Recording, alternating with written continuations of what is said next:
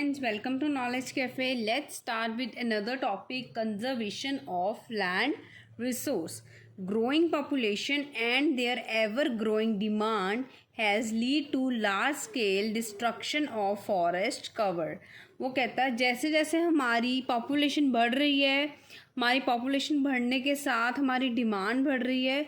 सो क्या होता है, अब पॉपुलेशन बढ़ रही है तो हमारे को जगह चाहिए रहने के लिए, और वो जगह अरेंज करने के लिए हम क्या करते हैं, हम फॉरेस्ट को कट करते हैं, जंगल तोड़ते हैं, ट्रीज़ हटाते हैं और वहाँ पर हम अपने रहने के लिए जगह बनाते हैं. तो जिससे ऑटोमेटिकली क्या होता है, हमारे फॉरेस्ट डिस्ट्रक्ट हो रहे हैं, ख़त्म हो रहे हैं और हमारे नेचुरल रिसोर्सेज भी ऑटोमेटिकली कम हो रहे हैं. And arable land and has created a fair of losing it's natural resource. वही जो मैंने बोला कि जैसे जैसे पॉपुलेशन बढ़ रही है हमें रहने के लिए जगह चाहिए, और जिसकी वजह से हम जंगल ख़त्म कर रहे हैं और ऑटोमेटिकली जो हमारे नेचुरल रिसोर्स हैं, क्योंकि हमारे को जंगलों से ही नेचुरल रिसोर्स मिलते हैं, ट्रीज से, प्लांट से, वो नेचुरल रिसोर्स का जो हमारे पास एक सोर्स बना हुआ है वो भी धीरे धीरे ख़त्म हो रहा है, कम हो रहा है. यही कारण है. तो अब आज की डेट में हम कैसे उसको लैंड रिसोर्स को कंजर्व करके रख सकते हैं, we will study that in this topic. Therefore, the present rate of degradation of land must be checked. इसीलिए हम आज की डेट में ये चेक करते रहते हैं हमारे लैंड कितने ख़त्म हो रहे हैं, एंड एफॉरेस्टेशन, लैंड रिकलमेशन, और कितने ज़्यादा हमारे फॉरेस्ट, हमारे प्लांटिंग ऑफ ट्रीज़ और ज़्यादा से ज़्यादा हो रही है. डिफॉरेस्टेशन होता है कि हम ट्रीज़ को कट कर रहे हैं कॉन्टीन्यूसली, और एफॉरेस्टेशन होता है कि उन ट्रीज़ को दोबारा से लगाना. And regulated the use of chemical pesticides and fertilisers. और उन सब चीज़ों के लिए हमारे क्या यूजेस होती हैं चीज़ों की, केमिकल पेस्टिसाइड और फर्टिलाइज़र यूज़ होते हैं, जिससे हम ओवरग्रेजिंग और कुछ बेसिक मेथड्स यूज़ कर सकें, जिससे हम अपने लैंड रिसोर्सेज को कंजर्व करके रख सकें. अब जो नेक्स्ट टॉपिक आता है हमारा वो है soil. The thin layer of grainy substance covering the surface of the earth is called soil. So मैं बेसिक लैंग्वेज में बोलूँगी, सॉइल होती क्या है, मिट्टी होती है. तो ये जो थिन लेयर यानी कि पतली सी जो लेयर होती है कि सब्सटेंस की, जो हमारी धरती के ऊपर हमें दिखाई देती है, वो सॉइल होती है. It is closely link to land. कहीं ना कहीं ये जो मिट्टी है हमारे लैंड यानी कि हमारी ज़मीन साथ जुड़ी हुई है. Land forms determine the type of soil. अब हम बात किस चीज़ की करते हैं कि उस लैंड में कैसे की सॉइल है. सॉइल भी बहुत तरह की होती है. Soil is made up of organic matter की है, मिनरल्स की है, रॉक्स की है, किस चीज़ की है. This happens through the process of weathering. और ये हमें कैसे पता लगता है, ये हमें वेदरिंग के थ्रू पता लगता है. The right mix of minerals and organic matters make the soil fertile. अब अगर तो हमारे देखो ऑर्गेनिक यानी कि अच्छे मिनरल्स, अच्छे मैटर्स, अच्छी चीज़ें हमारी सॉइल में मिली हुई होंगी, तो ऑटोमेटिकली जो हमारी सॉइल की फर्टाइल होएगी वो बहुत अच्छी होएगी. यानी कि फर्दर अगर हमें कुछ एग्रीकल्चर पार्ट से भी लैंड पे करना है तो वो हम कर सकते हैं, और वो तभी पॉसिबल होएगा कुछ भी करना है हमारी अगर सॉइल की जो टाइप है वो अच्छी होगी. तो सबसे पहले अब हम आगे करते हैं, what are the factors of soil formation. So let's study the factors of soil formation.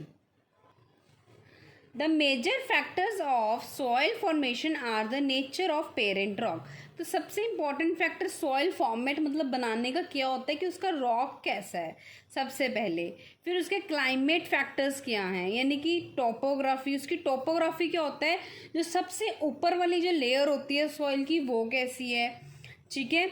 And organic material उसमें क्या है, और कितना टाइम लग रहा है सॉइल को बनाने में. तो ये कुछ फैक्टर्स हैं जो सॉइल को बनाने में हमारा काम आते हैं. All this different from place to place. अब ये भी सब चीज़ें कोई ऐसी नहीं हो जाती, ये भी डिपेंड करता है जगह टू जगह पे. अब हम जो हमने वर्ड्स कुछ फैक्टर्स कंसिडर करे हैं उसको थोड़ा सा हम डिटेल में पढ़ेंगे। जो फर्स्ट है सबसे हमारा पेरेंट रॉक।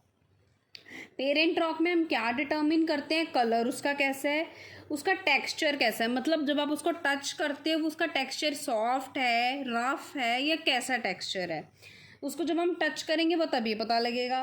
और उसके अंदर की केमिकल प्रॉपर्टीज़ क्या हैं, उसमें मिनरल्स किस टाइप के डले हुए हैं, उसका कंटेंट क्या है, उसकी प्रेमेबिलिटी कितनी है, यानी कि उसकी होने की कितनी लाइफ है, कितनी देर तक वो स्टे करती है।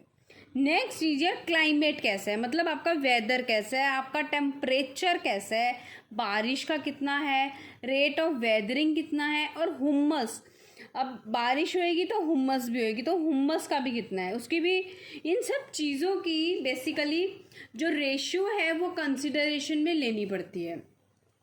नेक्स्ट मूविंग टू रिलीफ, इसका ऑल्टीट्यूड कैसा है, स्लोप कैसा है, और एक्यूमुलेशन ऑफ सॉइल। एक्यूमुलेशन होता है इकट्ठा रहना, मतलब सॉइल कितने ज़्यादा आपस में जुड़कर इकट्ठी होकर रह सकती है।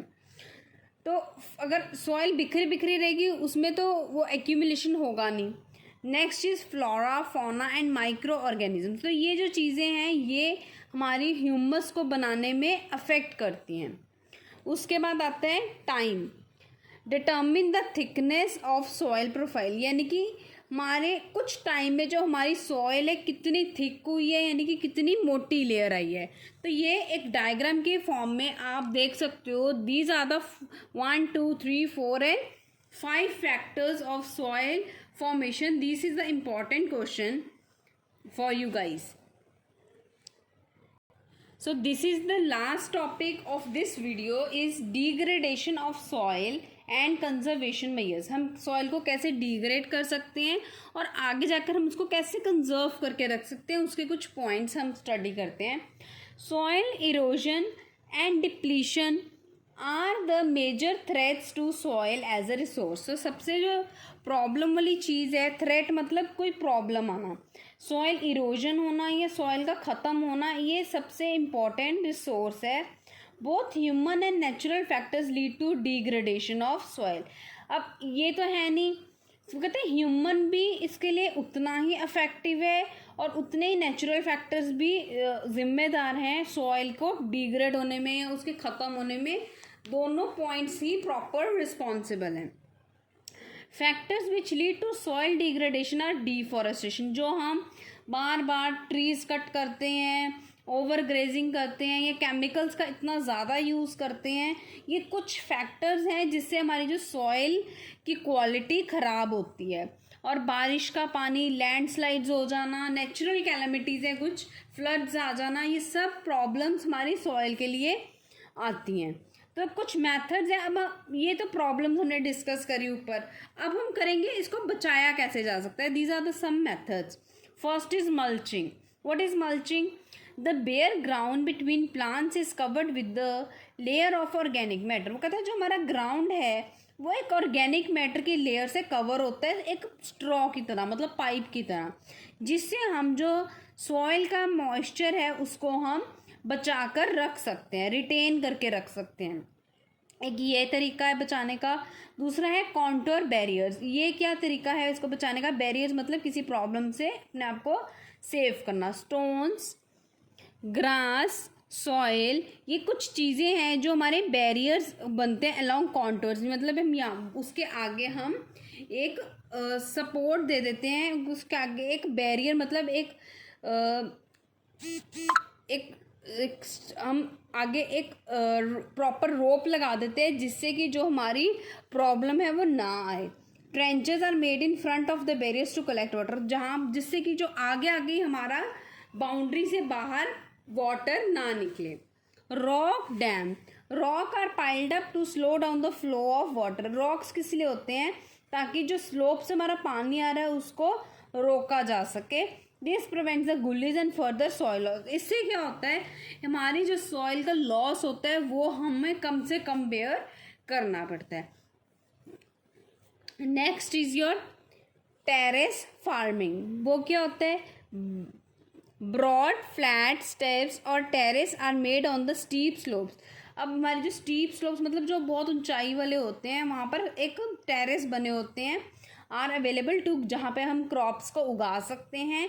They reduce the surface run of, इससे हमारा जो और सॉइल इरोजन कम होती है और जो हमारी जगह की प्रॉब्लम है वो ख़त्म होती है। Next is your inter cropping.